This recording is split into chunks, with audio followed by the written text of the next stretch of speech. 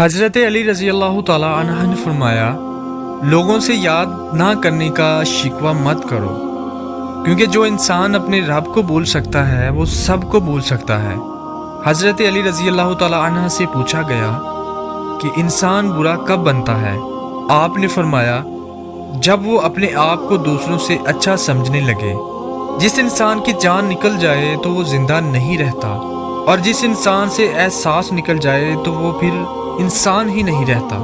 جو تمہیں خوشی میں یاد آئے سمجھو تم اس سے محبت کرتے ہو، اور جو تمہیں غم میں یاد آئے تو سمجھو وہ تم سے محبت کرتا ہے۔ کبھی تم دوسروں کے لیے دل سے دعا مانگ کر تو دیکھو، تمہیں اپنے لیے دعا مانگنے کی ضرورت ہی نہیں پڑے گی۔ بے فکر ہو جاؤ، اللہ پاک مخلص دلوں کے ساتھ کبھی ناانصافی نہیں کرتا۔ سازشیں، غیبتیں اور پیٹھ پیچھے وار لوگ کیوں بول بیٹھے ہیں کہ یہ تماشا خدا بھی دیکھ رہا ہے۔ پردہ کرنا۔ ایک نوجوان بیٹی نے اپنے والد سے پوچھا، ابا جان میں بدن کے کتنے حصہ کا پردہ کروں اور کتنا حصہ کھلا چھوڑوں؟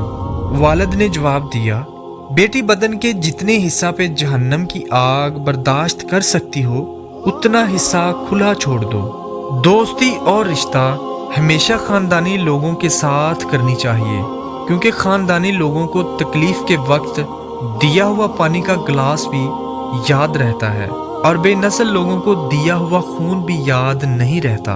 اور کچھ تکلیفیں ہمارا امتحان لینے نہیں بلکہ اپنے ساتھ جڑے لوگوں کی پہچان کروانے آتی ہیں۔ حضور صلی اللہ علیہ وآلہ وسلم نے ارشاد فرمایا، جو شخص بیماری سے فوت ہوا قربان جاؤں، حضور صلی اللہ علیہ وآلہ وسلم نے کسی ایک بیماری کا نام نہیں لیا۔ فرمایا کوئی بھی بیماری ہو، فرمایا جو آدمی بیماری سے فوت ہوا اللہ اسے شہادت کی موت عطا فرمائے گا، اور وہ عذاب قبر سے اور قبر کے امتحان سے بھی محفوظ رہے گا۔ اور حضور صلی اللہ علیہ وآلہ وسلم فرماتے ہیں، اس کو صبح اور شام جنت کے باغوں میں سے رزق دیا جائے گا۔